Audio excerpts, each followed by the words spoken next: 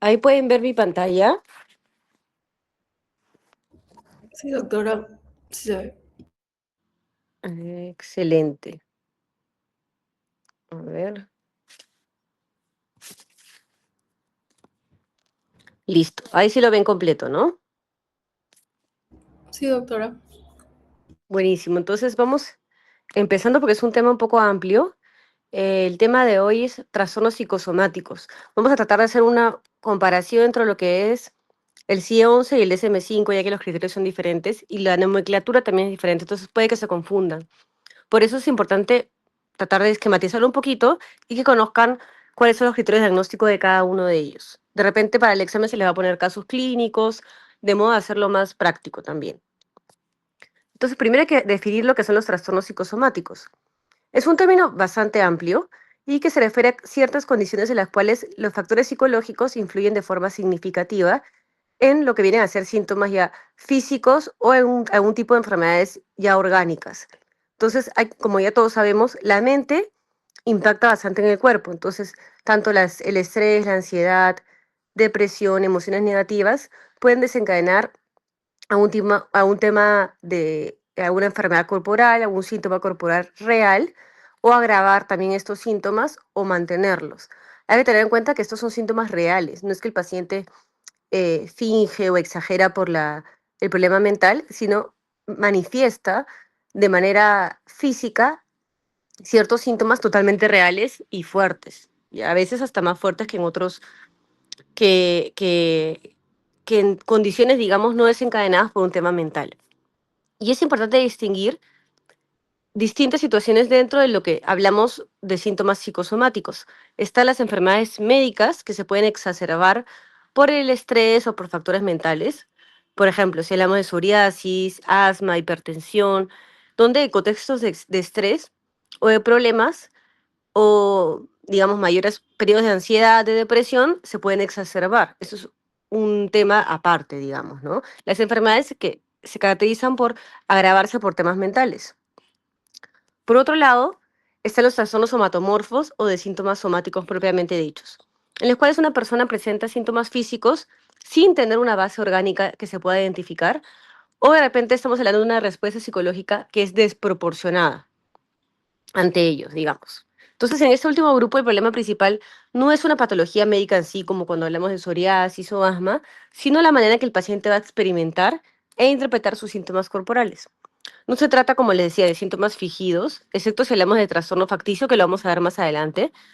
Y el paciente típicamente siente sus dolencias como genuinas, pero la única diferencia es que hay un vínculo fuerte de un estrés psicológico subyacente. Acá les pongo más o menos cuáles son las categorías, según el SM5, TR y el CIE-11. Es como un grafiquito para que puedan identificarlas y como un mini resumen, más o menos, y las puedan comparar. Cuando hablamos de, por ejemplo, del DSM-5-TR, hablamos de trastorno de síntomas somáticos y trastornos relacionados. Y cuando hablamos del CIE-11, hablamos del trastorno de estrés corporal y trastorno de ansiedad por la salud. En el DSM-5, por ejemplo, se mantienen muchas categorías separadas, mientras que el CIE-11 se agrupa somatización, dolor somatomorfo, en un solo diagnóstico, que viene a ser el trastorno de estrés corporal. Se engloba, digamos. Y esa es la categoría general. Cuando vemos las divisiones, en el DSM-5 se puede separar por trastorno de síntomas somáticos, trastorno de ansiedad por enfermedad, lo que antiguamente se llamaba hipocondría, trastornos de conversión, trastorno facticio, factores psicológicos que afectan a otra condición médica y los síndromes somatomorfos funcionales. En cambio, cuando hablamos del CIE-11, lo que vendría a ser el trastorno de síntomas somáticos es llamado trastorno de estrés corporal. El trastorno de ansiedad por enfermedad viene a ser el trastorno de ansiedad por salud. Cuando hablamos de trastorno de conversión, en el CIE-11 se llama trastorno de síntomas neurológicos disociativos y se engloba en otro capítulo, que es el capítulo de trastornos disociativos. Ya no se engloba dentro de los trastornos psicosomáticos. El trastorno facticio sí se llama igual. Y el trastorno los factores psicológicos que afectan a otra condición médica vienen a ser los factores psicológicos o del comportamiento asociado a otros trastornos o enfermedades. Cuando hablamos del síndrome somático funcional, no aparece como una categoría tal cual en el CIE-11, entonces podríamos considerar que se engloba dentro del CIE, o dentro del trastorno de estrés corporal. Como ven, hay diferentes formas de clasificarlo. algunas notas clínicas importantes a tener en cuenta es que no todos son iguales, pero si bien puede cambiar un poquito el diagnóstico o los síntomas que se engloban en cada uno de ellos, básicamente llegan a ser unos temas bastante equivalentes, ¿no? Voy a tratar de tomarles sobre todo el DSM-5-TR, que es lo que creo que están manejando todos. Si bien para ustedes en la práctica clínica, ya que la mayoría no va a ser psiquiatra, es importante que conozcan también el CIE-11, ya que es lo que usamos en cualquier especialidad. A ver, si hablamos del trastorno... Uy, perdón, se está retrocediendo. A ver, acá. Si hablamos del DSM-5-TR, se clasifican entonces los trastornos de síntomas somáticos y trastornos relacionados. Esa es la categoría global. Y hay que apréndanse bien que engloba trastorno de síntomas somáticos, trastorno de ansiedad por enfermedad, trastorno de conversión, trastorno por factores psicológicos que afectan a otras condiciones médicas y los trastornos facticios, que viene a ser lo que de repente has escuchado como síndrome de Munchausen. Y el síndrome de Munchausen por poderes, también que lo vamos a ver. Si hablamos del CIE-11, ya se elimina la antigua categoría del CIE-10, donde se hablaba de trastornos somatoformes, y se crea una nueva entidad llamada trastorno de distrés corporal, que engloba otros trastornos. Se unifica, por ejemplo, en los trastornos de somatización, los trastornos somatomorforme indiferenciado, los trastornos por dolor, entre otros. Y es importante destacar y mencionar aparte que la hipocondría fue excluida de estos trastornos y fue reclasificada separadamente. Entonces, en el CIE-11, el equivalente de trastorno por ansiedad por enfermedad se denomina trastorno de ansiedad por la salud y se ubica dentro del capítulo de trastornos de ansiedad y obsesivo-compulsivos, no junto a los de estrés corporal. Hay que tener en cuenta también esto. Y en cuanto a trastorno de conversión, la CIE-11 lo incluye dentro de la sección de trastornos disociativos, bajo el nombre de síntomas neurológicos disociativos. Entonces acá también lo separan de la parte de síndrome somatomorfos. Esto solo para aclarar un poquito porque puede ser un poco confuso si es que lo diferenciamos entre el CIE-11 y el DSM-5.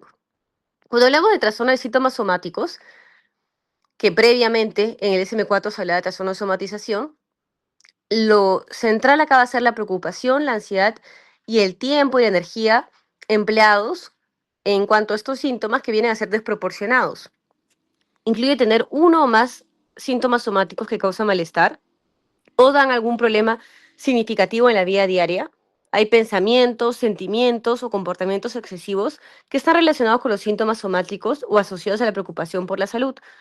¿Cómo se pone manifiesto por una o más de las características siguientes, que vienen a ser pensamientos desproporcionados y persistentes sobre la gravedad de los propios síntomas, grado persistentemente elevado de la ansiedad acerca de la salud? Estos deben estar presentes por lo menos 6 meses.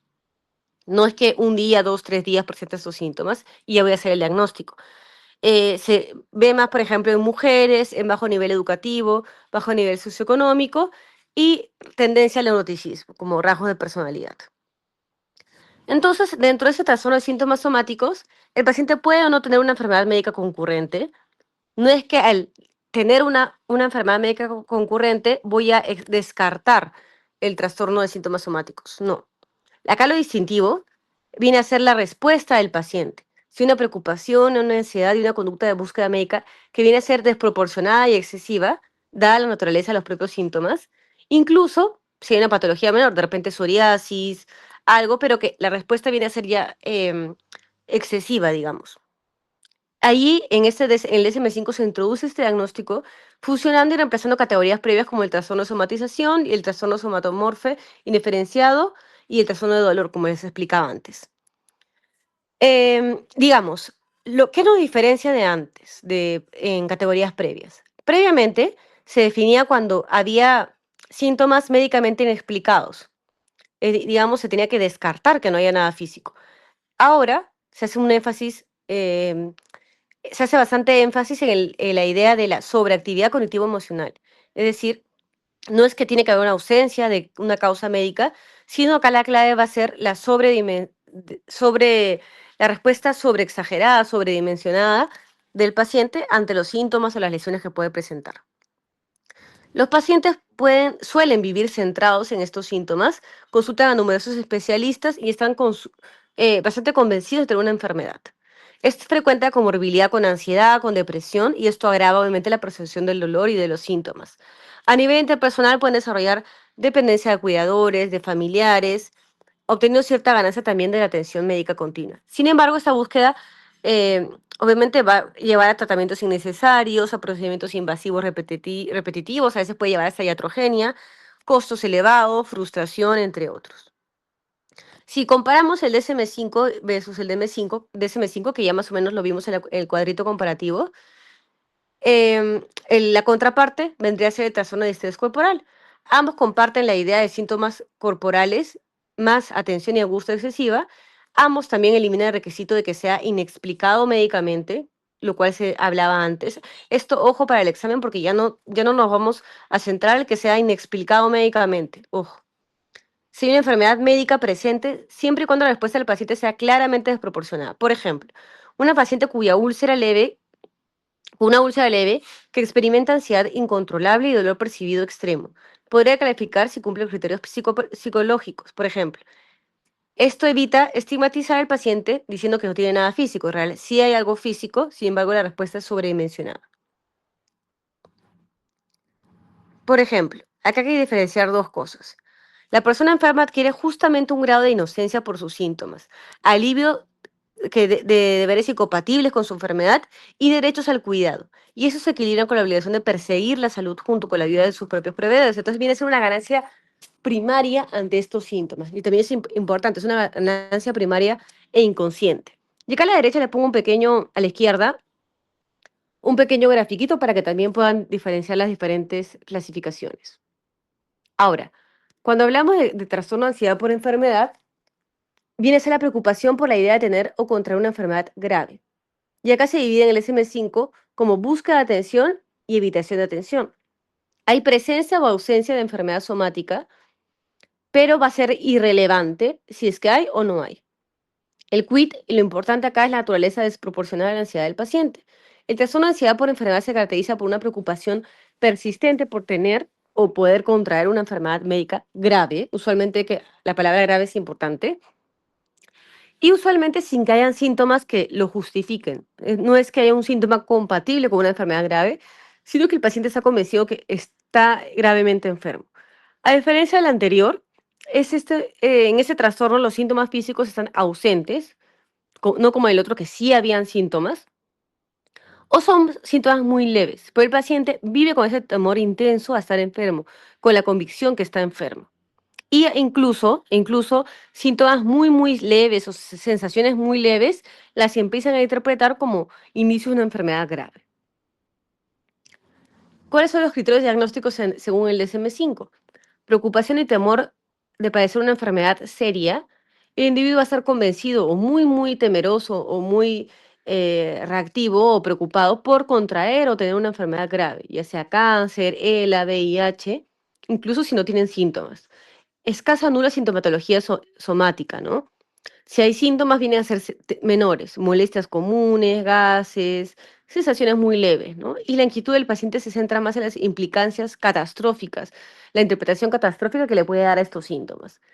Hay alta ansiedad por la salud, el paciente muestra niveles patológicamente altos de ansiedad acerca de su salud y se alarma fácilmente con cualquier cambio en su cuerpo o en sus síntomas. Hay conductas de salud desadaptativas, por ejemplo, pueden presentar revisión excesiva, se revisan compulsivamente el cuerpo, acudir a múltiples citas por el médico o evitar por miedo contra una enfermedad durante la estancia en los hospitales o en los consultorios. Duración mínima que hay que tener, por lo menos unos 6 meses, pero el foco específico, ojo, es obviamente en el temor, ¿no? No se explica mejor por otro trastorno mental. Por ejemplo, no hablamos de un delirio hipocondriaco, no es una idea delusiva, ¿no? No es un trastorno psicótico, es importante diferenciar. No estamos hablando de un trastorno obsesivo compulsivo. Entonces, esos serían los síndromes también, los diagnósticos diferenciales. ¿Cuál es la clave acá para manera de resumen? Los trastornos de síntomas somáticos hay síntomas físicos notorios y preocupación exagerada. Mientras que la ansiedad por enfermedad, la persona teme estar enferma sin tener síntomas importantes. Suele iniciarse en edad adulta temprana y puede ser crónico y fluctuante. Los pacientes con ese trastorno tienden a tener lo que se llama doctor shopping, consultar múltiples médicos buscando que alguno le confirme o le sugiere o le dé la razón en lo que creen, ¿no? Y paradójicamente se sienten insatisfechos si es que le dicen que no tiene ese tipo de trastorno. Puede reaccionar con escepticismo ante las garantías médicas de que no tiene nada, pueden estar pensando que algo se les ha escapado, que no son tan buenos médicos, por lo que va a ser importante y básico la relación terapéutica que tengan con su paciente. No descalificar tampoco sus síntomas, ni minimizar sus síntomas o la ansiedad que puede estar sintiendo. Si lo comparamos con el CIE-11, lo llamamos trastorno de ansiedad por la salud y se ubica dentro de los capítulos de trastorno de ansiedad obsesivo-compulsivo, no junto a los capítulos de estrés corporal. Entonces va a clasificarse fuera de los trastornos somáticos. Digamos, no lo tendríamos en esta clasificación. Lo tendríamos como dentro de la categoría de ansiedad y obsesivo-compulsivos por sus características repetitivas, obsesivas. Cuando hablamos de desorden de conversión, el trastorno de conversión con frecuencia sigue un curso recurrente, remitente o crónico que puede variar según el tipo de presentación. La idea de que es el trastorno de conversión es un diagnóstico de exclusión no significa que los psiquiatras no solo deban ser consultados al final del estudio, ¿no? Se tiene que hacer a la par. No es que primero digamos, descarto todo y recién ahí acudo al psiquiatra. Es más frecuente en mujeres en la mayor parte de la vida y en diferentes manifestaciones de la enfermedad y puede alcanzar su punto máximo en la tercera década. ¿Qué es lo que va a haber acá? Pérdida o cambio de la función sensorial o motora que puede ser compatible o no, o puede sugerir un trastorno neurológico, y lo va a incluir el DSM-5 dentro de otros trastornos somáticos especificados y trastornos relacionados. Ahora, ¿qué es lo que va a caracterizarlo? Presencia de uno o más síntomas o déficits neurológicos, ya sea motor, sensorial, que sugieren alguna enfermedad médica o neurológica, pero tras la evaluación resultan incompatibles con las condiciones neurológicas conocidas, por lo que se asocian temporalmente a los factores psicológicos o de estrés que hayan desencadenado. Por ejemplo, el paciente puede presentar parálisis o crisis convulsivas no epilépticas, ceguera sin un tema físico que lo pueda estar ocasionando, o un tema funcional que lo esté ocasionando, mutismo, u otros síntomas neurológicos sin hallazgos que lo expliquen. Por lo general, si hacemos una buena anamnesis, vamos a identificar que hay un conflicto o un problema y bastante identificable y a un trastorno emocional concominante. El término trastorno de conversión proviene de la idea clásica freudiana de que la tensión psíquica o un conflicto no resuelto se convierte inconscientemente en un síntoma físico. De ahí viene la palabra conversión. El DSM-5 se añade el nombre trastornos de síntomas neurológicos funcionales para enfatizar que se trata de una disfunción del sistema nervioso sin daño estructural, pero que es mediada por factores funcionales psicológicos, para evitar también la estigmatización. Ahora, los síntomas neurológicos inexplicados, el paciente presenta síntomas que afectan la función motora voluntaria o sensorial, ya sea debilidad, hipoestesia, parálisis de una extremidad, pérdida de visión, sordera, convulsiones, y estos síntomas no siguen un patrón anatómico o fisiológico congruente con una enfermedad neurológica. Digamos, puede haber una anestesia en guante, que no corresponde a la inervación de los nervios periféricos. Incompatibilidad con la patología médica demostrable. La evaluación médica, como el examen neurológico exhaustivo, las pruebas diagnósticas, no encuentran una causa orgánica que justifique este cuadro. O los hallazgos clínicos apuntan a que los síntomas son incongruentes, ¿no? Va a haber una asociación temporal con factores psicológicos, es clásico, pero ya no es obligatorio. Ojo, no es que sí o sí tenemos que identificar que ha habido un conflicto, una pelea, un estresor previo. A menudo el inicio o la exacerbación de los síntomas de conversión ocurre tras eventos estresantes, conflictos, problemas, malas noticias, ¿no? Por ejemplo, una parálisis funcional que comienza después de una experiencia traumática, pero no se exige ya actualmente con el DSM-5 la presencia de este estresor para poder hacer el diagnóstico. Hay que descartar una simulación deliberada, ¿no? No suelen ser producidos intencionalmente por el paciente, es algo inconsciente, y el paciente lo experimenta realmente, de forma genuina y está convencido de la naturaleza médica de esto. Tiene que haber un impacto médico, un impacto clínico. El déficit o síntoma causa malestar clínicamente significativo o deterioro en la función social, laboral, familiar, por lo que amerita la evaluación médica. Ahora, claramente se describe que algunos pacientes con conversión tienen, por ejemplo, clásicamente la vela de indiferencia, que viene a ser una aparente calma o falta de preocupación, indiferencia ante estos síntomas neurológicos. Por ejemplo, queda ciego, queda paralítico y hay indiferencia. Antes se hablaba de esto como algo típico. Ese signo no aparece en todos los casos, por lo que su ausencia, o si hay preocupación por el diagnóstico o por los síntomas, no se descarta el diagnóstico. El cuadro puede manifestarse de forma aguda, días, semanas, y luego resolverse de repente o ser recurrente. Es más frecuente en adolescentes, adultos jóvenes, más el sexo femenino, pero puede presentarse a cualquier edad. En la CIE-11 el trastorno de conversión se denomina trastorno de síntomas neurológicos disociativos y se incluye entre los trastornos disociativos, ya no se incluye en este grupo. Esto refleja desde otra perspectiva, los síntomas representan una disociación de funciones neurológicas normalmente bajo control voluntario. Ahora, esto es bastante interesante e importante para ustedes. Trastorno facticio del síndrome Munchausen. El trastorno facticio se caracteriza por la fabricación o la inducción intencional, ojo acá es intencional, de síntomas físicos o psicológicos en uno mismo o en otra persona, no necesariamente en uno mismo, sin un incentivo externo claro. No es un incentivo, por ejemplo, material. La persona finge, exagera o provoca activamente los síntomas de la enfermedad, no para obtener ganancias externas como dinero, certificados, discapacidad o evitar alguna obligación legal, sino por una necesidad psicológica interna de asumir el rol de enfermo o de asumir el rol de un cuidador de un enfermo. Cuando la persona se lo provoca a sí misma se denomina síndrome Munchausen. Y cuando falsifica esta enfermedad a otra persona, por ejemplo un hijo, se llama trastorno facticio impuesto o síndrome de Munchausen por poderes, lo que se clasificaba antes. ¿Qué es lo que nos caracteriza? Producción deliberada de síntomas. El individuo puede simular síntomas, fingir dolor, tipo convulsiones también, o inducirlo, por ejemplo, inyectándose alguna sustancia, tomando algo para, por ejemplo, provocar sangrados, etcétera. A menudo tiene conocimientos médicos suficientes para poder hacer esta simulación. Hay ausencia de motivación externa, a diferencia, por ejemplo, de una simulación externa que pueda ser por dinero, por una ganancia propia, ¿no? No hay una recompensa externa evidente o clara. La motivación suele ser interna, más relacionada con el obtener atención, compasión, etcétera. Y la persona puede incluso someter a procedimientos dolorosos o rigurosos sin necesidad, lo cual demuestra que su objetivo no es evitar algo, sino muchas veces buscan estas intervenciones. La conducta engañosa persistente. Estas personas tienden a consultar múltiples hospitales y médicos y rehúsan que se contacten a sus médicos previos y si son descubiertos de su engaño pueden abandonar el tratamiento y aparecen en otro lugar con un nuevo cuadro también inventado. Su historia clínica suele ser dramática pero inconsistente, puede ser ya incongruente, con múltiples estudios negativos, tratamientos inefectivos, porque en realidad no había una enfermedad que tratar, era algo creado por el paciente. Puede haber